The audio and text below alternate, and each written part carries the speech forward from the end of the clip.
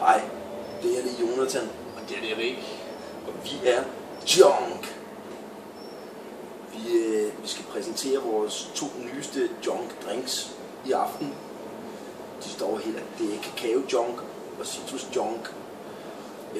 Men først vil Jonathan lige fortælle, hvordan man laver dem.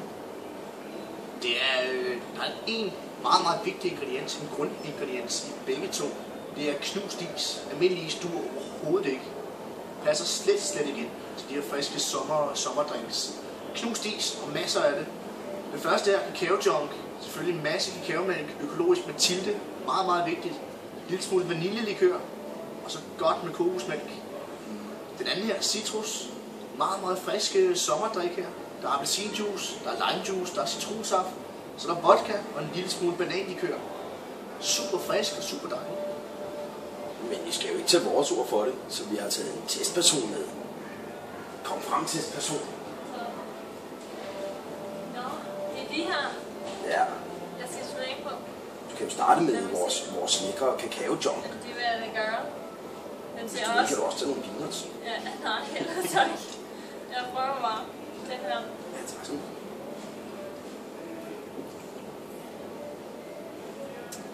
Hold da nu helt op, hvor er den god. Det må jeg sige. Der overrasker I mig positivt. Ja, jamen, Vi var ikke overrasket, nej, den første gang. nej, Jeg det var vi kan jo næsten ikke tro, at den anden kan være bedre. Jamen, så må du lige... Skal jeg lige, lige prøve? Det er i hvert fald lige så god. Må jeg prøve? Lad os se.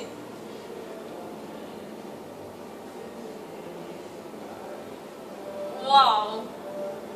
Det er jo helt vildt så god, den er. Det må jeg sige. Nej. Tak skal du have. Knuckles. For den. Pops. Triforce.